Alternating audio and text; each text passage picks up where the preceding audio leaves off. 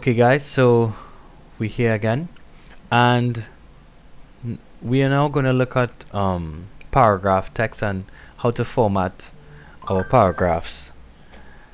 So first off, we're going to fill our placeholder text. So we're just going to draw a text box and type fill with placeholder text, right? We could format this by clicking once to drop our cursor, clicking twice to highlight the word, clicking 3 times to highlight the line, clicking 4 times to highlight the paragraph, and clicking 5 times to highlight the whole story. So by highlighting the whole story, we can now go change the text. So I'll change to something, let's use Futura again, and change the font size to 11. I will also change the leading to increase the spacing between the lines like this. Let's bring it down to 10. Now, as you can see, the paragraph is beginning to take shape. Now, after we've adjusted leading, right, we could also add color to it. So to add color to your text, you have to add it from your swatches panel. So to add color to your text, you go to window, and you're not going to see it immediately in CC, but it's under color swatches, right?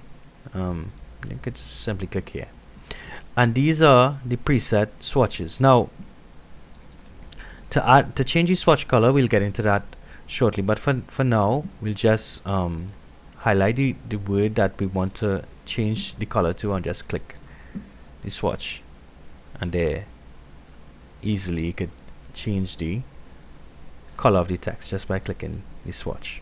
Now it's if you were to click the color picker, just like you would do in perhaps Photoshop, if you're familiar with it, you could change the color from there too, right? Now, changing color in here, remember you're dealing with a lot of text, and the best thing to do is keep your swatch color. So how to keep our swatch color? Let's say we change our color to something like this green, and we keep it, or actually we put in a value here, right? We could then now add it to our swatch library. So once the swatches library open, we could go to new color swatch in the drop down menu here, the little square box here, and we can name it color value, or just rename it as new green, and hit OK, and you can see that the new green swatch is here. So now we could highlight it and just hit new green, and it changes, or highlight it again and just change it to blue or cyan actually. So we're going to keep it at new green, and that is how you change colors in your text. So back to our formatting, right? We have just changed the leading and the character size in our document. Now the paragraph styles are very interesting. Now to see the paragraph styles, if you notice on the option bar, there's a A here for text and the paragraph symbol for paragraphing. But what it actually does is that if you notice that the paragraph styles actually start from this double bar here, so it's still on the same bar, so you could just bring it forward if you wish. But moving from here, we can highlight the text again and choose our justifications like center, right rag, left rag, or justify with last line, align left, right, which is another way of formatting our text. Also, there is the drop caps. Now a drop cap is something that you would see in magazines all the time. So best way to show you what it is to demonstrate is that you highlight the paragraph that you want to drop cap on, and you go to this little icon here, and we can increase it to 2 or 3. Yeah, that's fine. So it occupies 4 lines, 1 2 3 4, this D here. And then we can also change D to a different style. So let's change it to, yeah, that looks horrible, but I'm just showing you for demonstration, right? Because it just there. And then we could obviously change the color of it also. So that is how you really format using paragraphs and characters using dummy text. Now once you're satisfied with this, you could just paste in a document and document from Word and format it the same way, right? So we could add another text box at the top here, and this would be our main heading, main headline,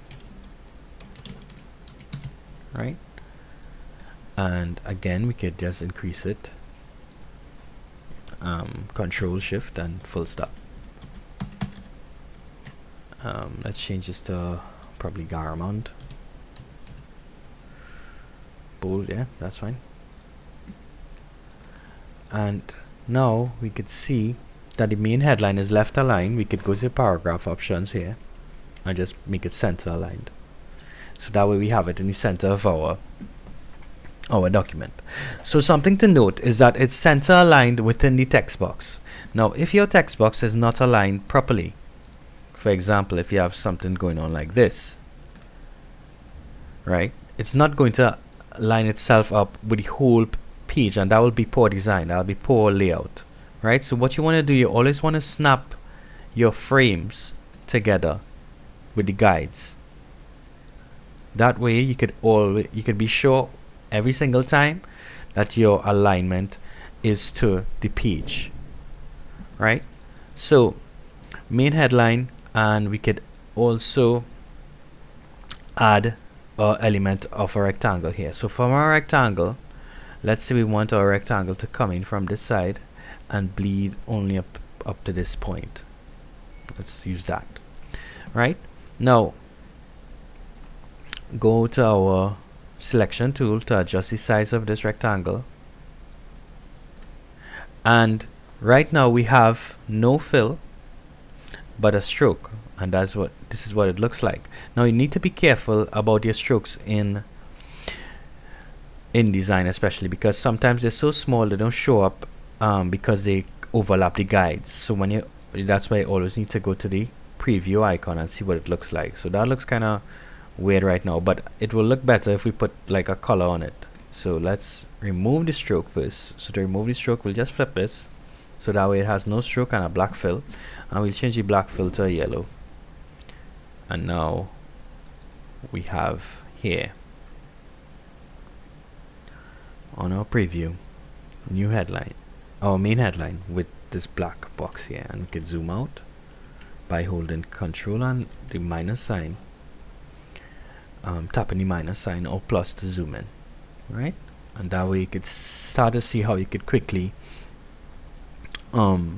format your document with objects such as shapes that complements your type. So I will see you all in the other tutorial.